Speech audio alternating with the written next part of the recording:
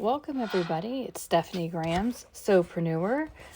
Welcome to my channel. This is where I help sewing enthusiasts go from hobbyist to sewpreneur, especially those that are focused on starting a memory bear business, memory bears and keepsakes basically. Along those lines, we also talk about offering sentimental items and comfort care items. If you are not a current student of mine, welcome to my channel. And if you are a returning student, thank you so much for coming back. So today is basically day 5 of the October 2022 Build Your Memory Bear Business workshop. This is the free workshop on my YouTube channel. And we have already talked about your business license, finding a tax advisor, finding your own legal team. We spoke about finding your business name and registering those with the local business administration, such as your Secretary of State. And then we talked about licenses, like are you going to be an LLC or incorporated? We are going to go ahead and expand on all of that. This is basically a video set up like a podcast. So in the background, you will see a video of me sewing together a Christmas crazy quilt. And that is because a lot of my listeners are already working on something, so you just want to hear me speak instead of watching me. So this is not going to be a sewing tutorial video. It's basically just my audio podcast video. But definitely give it a like, subscribe, ring the bell for notifications, and get on the Sewpreneur.com newsletter. All right, so you have all your paperwork in order, and you may not have already done the one-page business plan that I've spoke about before, and that is something I'm going to save for the next audio, and that is going to be a little more in-depth, but, I think it'll be really good information for you. If you hear any noises in the background, that's just me flipping through my notes for today's podcast. So, have you decided to work from home or off-site? Like, where will your sewing studio be? That's very important. A lot of my students have an in-their-home sewing studio, and mine is in my home. I do not have customers coming by, so I don't have to worry about parking or a special type of insurance.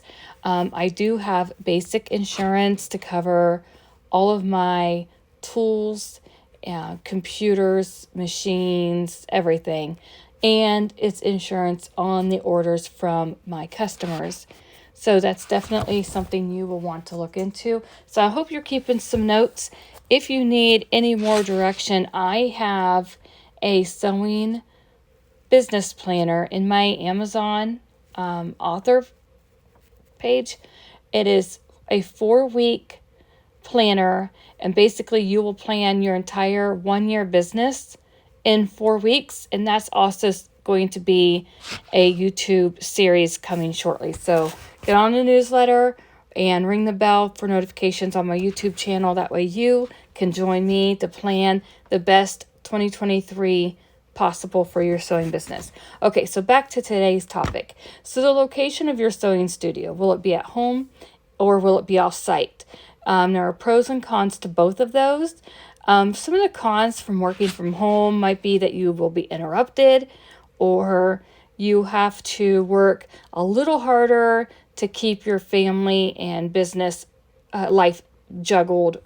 Because, when you're at home, if you are married or you're taking care of anybody, whether it's children or parents, if you're a caregiver, you know that if you are within the same area as others, it's easy for them to come in and ask questions or ask you for help.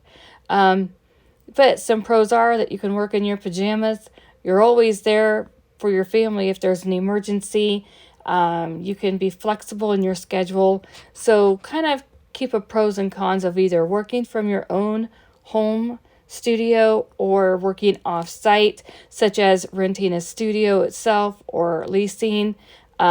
You might consider looking into renting like an efficiency apartment and using that as a business write-off. I know a lot of business owners do that. That way you have the comforts of a home without being home. All right, so what about your equipment? What type of equipment are you going to need to get started? I started my business with a simple, no frills sewing machine from a large grocery store, and I still have that machine. It works fine. I have upgraded over the years, and I have added other machines also so I can expand on my services. So keep a list of the equipment that you have and a list of equipment that you would like to save money for in order to purchase. Will you need a specialty machine such as a long arm quilting machine or a multi-needle embroidery machine? Write all of this down. Even scissors. On my wish list right now, I have a couple things down. I have like this special cutting board. Right now I have a big green one, and it's working, but when you use a rotary cutter, it leaves little slices in it. And so I found a really big mat that doesn't do that. And that's on my wish list. And then another thing I have on my wish list is a studio. So I don't have to be working from home. But, so keep a list of all of that stuff. And the reason I said jot this down now before we get to our our 1-page business plan is to help you kind of clear your mind. Because sometimes when you sit down to make a business plan, you completely forget what it is you wanted for your business. So while you're listening to my podcast, make sure that you keep some notes for yourself and, keep your dreams going and get those written down on some paper.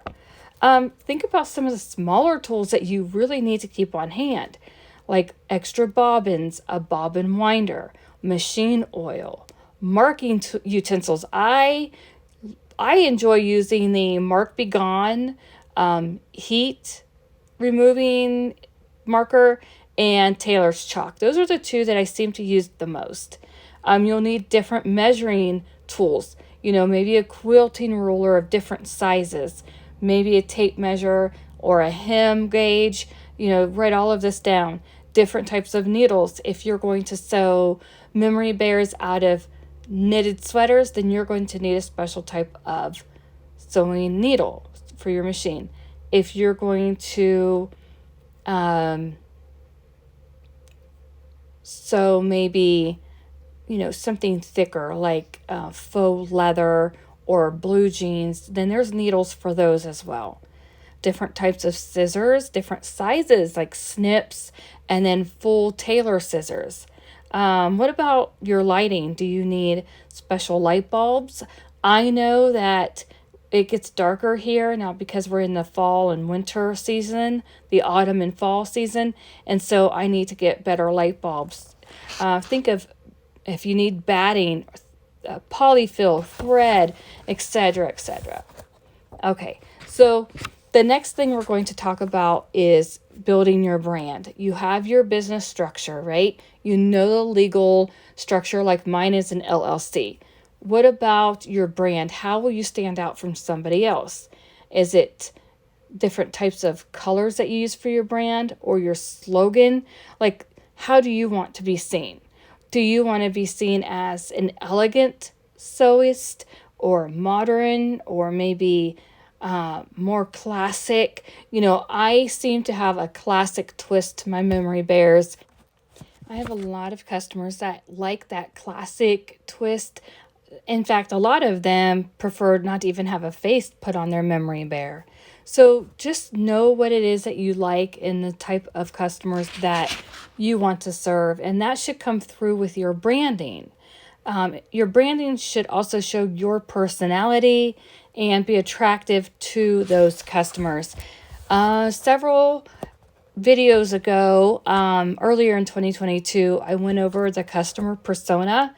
Definitely look up that video in my playlist, and it will really help you zoom in on the customer persona. And if you need help, I do offer coaching. So you can reach out to me at Sewpreneur.com for coaching as well. All right, so you need to establish your business online, even if that's a one-page website, and even if it does not even have a checkout or a shopping cart attached. Even if it's literally just one page that talks about you, and you show a portfolio of the pictures for your customers to see your quality of work. Definitely have at least a one-page website present online to help you connect with your customers. Again, don't rely on third-party providers such as TikTok, YouTube, Instagram, Facebook, because you don't own that. That's not your real estate. It's basically a house and you're renting it. I have used that example for over 10 years with my previous publicity customers and coaching clients. Free websites like Wix. You don't own that, and they can tear it down or do whatever, delete it anytime they want. They don't need your permission. Just like if you rent a house versus buying the house. The landlord can kick you out, not, usually legally they have to give you a notice, but essentially the point is you don't own it. So you're very limited on the abilities.